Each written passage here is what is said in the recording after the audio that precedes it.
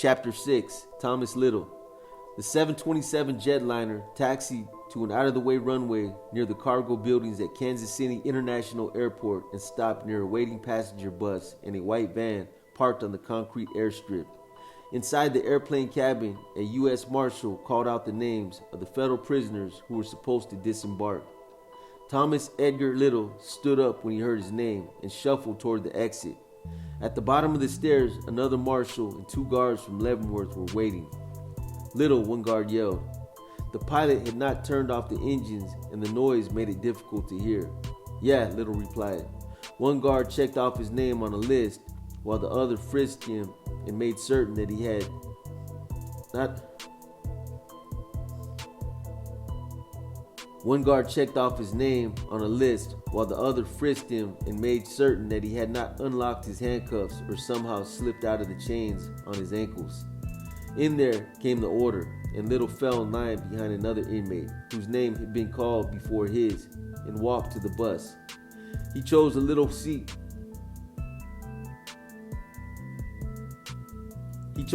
seat and looked outside through the bars that covered the green-tinted plane. He chose a window seat and looked outside the bars. He chose a window seat and looked outside through the bars that covered the green-tinted pane. Little would later describe his feelings that morning. I was upset. No, it was more than that. I was scared shitless. I couldn't believe I was being sent to Leavenworth. Little was 26 years old and had been convicted of 2 bank robberies in his hometown of Florida. He had never been to prison before, and when he discovered that the Bureau had elected to send him to the hothouse, he had been dazed. Little had assumed, as had his attorney, that a first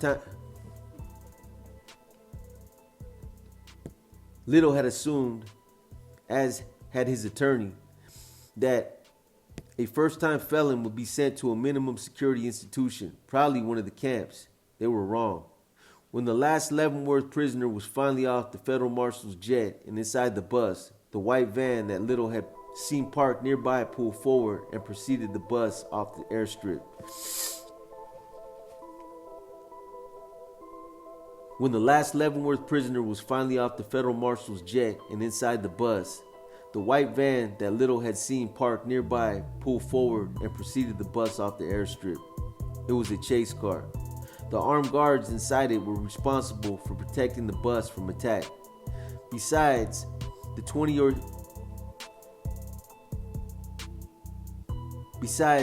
or so prisoners, the bus held 3 guards.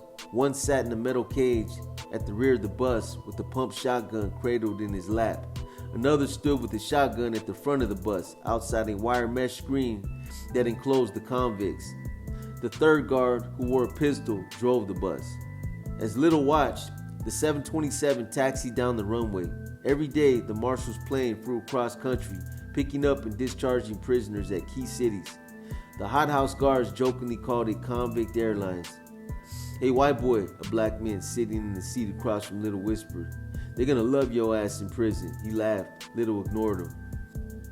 I like stealing things, but I wasn't very good at it because my mama had raised me to think like a square John, he explained later. While Little was being held for trial in the county jail, he discovered there were drawbacks to being a thief. 3 inmates demanded he have sex with them, and when he refused, they attacked. Little had held them off with a mop handle until a jailer separated him from the group. When he learned that he was being sent to the hothouse, he began having nightmares. I figured if this shit happens in the county jail, then imagine what Leavenworth is going to be like. Another young inmate who introduced himself as Gary had sat next to Little on the airplane and had offered him some advice. Gary had done time in Leavenworth before and was quick to tell Little that young, good-looking convicts had a difficult time. There is a saying in the hothouse that goes like this, Gary had explained. There is a saying in hothouse that goes like this, Gary had explained. Every convict has 3 choices, but only 3. He can fight, kill someone, he can hit the fence, escape, or he can submit.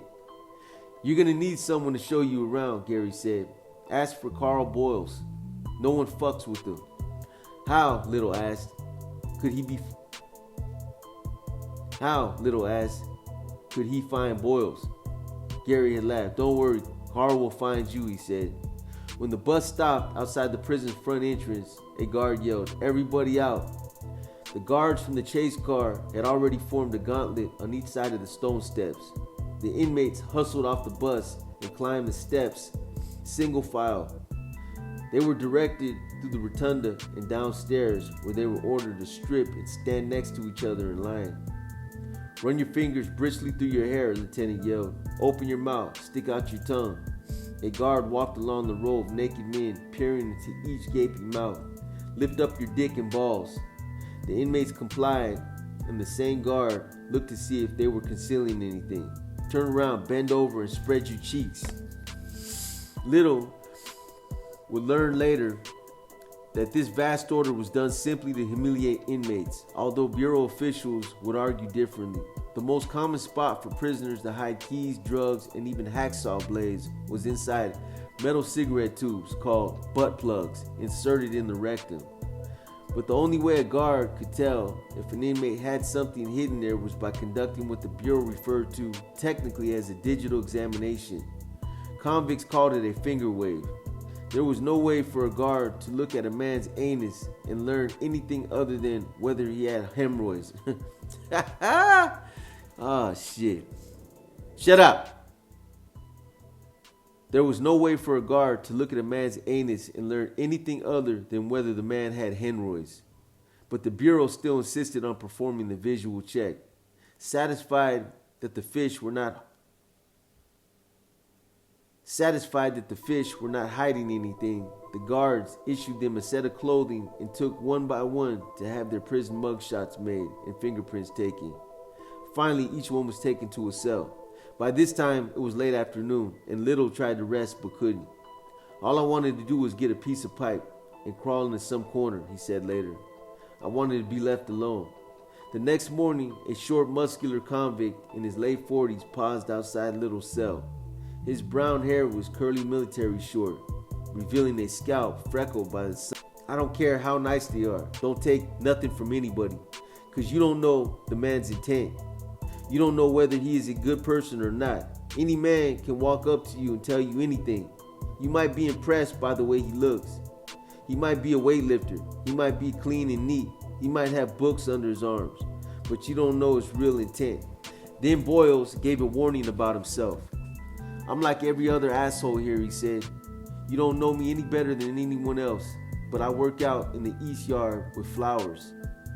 You come out there someday and look at those flowers if that's what you want to do. You come out there and look around, and I'll be out there, and I'll make sure you can go to the yard anytime you want. I'll make sure no one fucks with you." Little nodded and Boyles left. "You know, I wanted to go out there the very next day, out to the yard, and look at the flowers," Little recalled later. "But I didn't want to be caught dead in prison looking at flowers.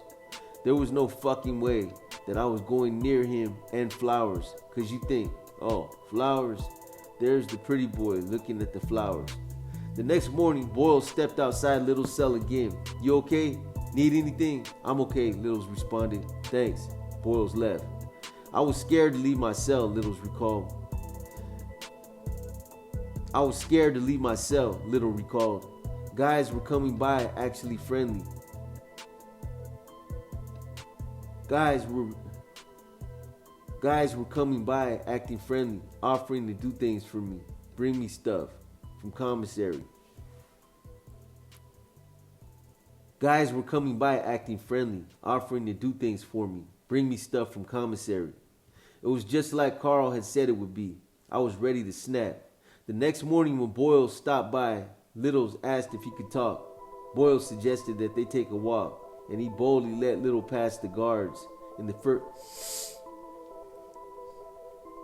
Boyle suggested that they take a walk, and he boldly led Little past the guards in the fish tier back. He asked me what was wrong, and I told him I felt like I was on the moon and didn't know what to do. "Well, what do you want to do?" asked Boyles. "I'd like to draw. I want to study mathematics. I want to work out with weights, and I want people to leave me alone. I just want to be left alone." "Okay," replied Boyles, "you can do those things, but how?" asked Little. Just breathe, Boyle replied. Just breathe, Boyles replied. What? Just do them, that's all. Wait, said Littles. It ain't that simple. I just can't go out there in the yard and do things. Wait, said Littles. It ain't that simple. I just can't go out there in the yard and do those things. Sure you can, Boyles replied. Why can't you? 'Cause I, just can't. You can if you want to. I'll show you how you can, Boyles replied. Look at me. I'm not some big, beefed up motherfucker, but I haven't had to stab anyone in 23 years. It's how you carry yourself in here that matters. You can learn those things. I can teach you. What do you want? Little asked. I'm just looking for a friend, said Boyles. That's all, just a friend. Lieutenant Michael Sandals had seen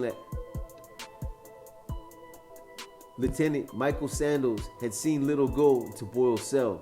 There were no regulations against Boyle showing a fish around, but Sandals was suspicious. He made a point of talking to Little in private after the two convicts meeting. Sandals came right to the point. You were young and you probably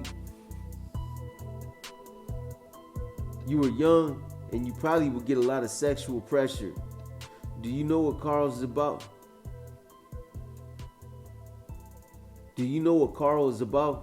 Little didn't answer. Hey man, Sandals said. Carl Boyles is a homosexual predator and he's looking to make you his wife. He'll have you waiting on him, having sex with him, doing whatever he demands. You'll be a slave, and when he's tired of you, he'll sell you to someone else. I had promised people. I know people think he's a homosexual, but we are not homosexuals, Little answered. Everyone thinks he is pressuring me, but he's not. And if you want to believe that he is, then that's fine, but we aren't doing anything. That stuff about Carl is bullshit. Well, said Sandals, if you have any problems, I know the situation you're in, and you can just come by and see me, and I will take care of you. Sandals said later that he was sincere in offering to help Little. I wanted to help, because when you were young, something like this could fuck you up for the rest of your life. But the truth is, I really couldn't do anything for him if he asked. Dr. Thomas White, the chief psychologist at the hothouse, had also noted Boyles and Little, but he too felt there was nothing that he could do. Most of us are never pushed into a corner during our lives. When you are small and need help, you run to your parents. When you get older, you run to a priest, a minister, a psychologist. If you have a legal problem, you hire an attorney. If someone threatens you, you call a cop. In prison, there is no one to turn. No one to solve your problems for you. If you go to the guards, you will be known as a snitch.